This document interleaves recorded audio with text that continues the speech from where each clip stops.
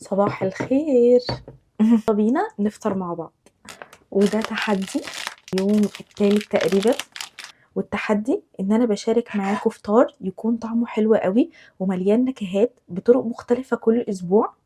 بشارك معاكم افكار كتير للخضار وسلطات الحمص، وازاي نعمل صوصات تكون جميلة. يعني ده كده سلطة حمص بالبنجر، هستخدمها كأنها صوص للساندوتش بتاعي. كل ما نستخدم حاجات حلوة ويكون طعمها حلو هنتحمس دايما للفطار الصبح كده. البروتين بتاعي تقريبا حصة بروتين. بجد لما تعملوا تحضيرات للأسبوع هتتحمسوا جدا كل أسبوع ان انتوا تفكروا في أفكار جديدة وتعملوا حاجات يكون طعمها حلو كل مرة. يعني ده كده بيض بالخضار مجهزاه في علبة. ده شكله. ميزة البيض ده ان هو احنا ممكن نحط فيه كمية الخضار اللي احنا نحبها، وبالتالي هناكل ساندوتش مليان بروتين وخضار وطعمه تحفة.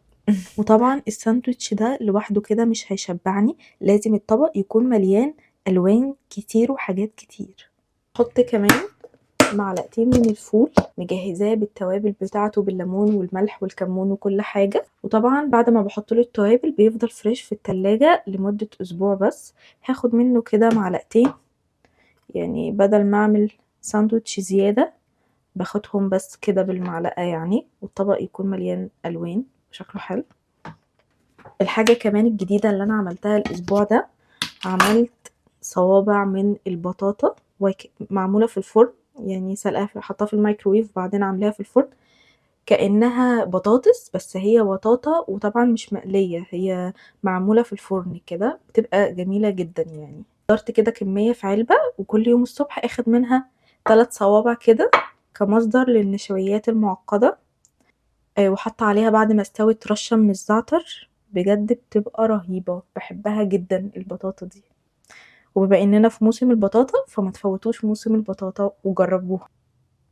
هحطها كده في الميكرويف تقريبا 40 ثانية لحاجة تجهز. طبعا ما ننساش الخضار. دي السلطة بتاعتي، سلطة الخضار المشوي بالحسكة فيها اليومين دول بعملها كتير لان انا معجبة بطعمها قوي قوي. يعني انا كل اسبوع بعمل سلطة جديدة، بس بجد مش قادرة اتخطى جمال السلطة دي، يعني كتر ما انا حابة طعمها. المستردة وخل التفاح اللي انا كلمتكم عنه قبل كده.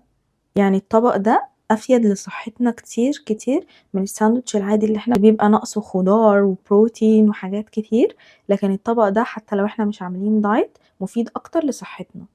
اما بالنسبة للحاجة الحلوة بتاعتي المرة دي فاكهة، يعني حتى الرمان مفرفطاه وحطاه كده في علبة بحيث ان انا الصبح احط كده الفاكهة على طول. بعدين هجيب كمان فراولاية كده.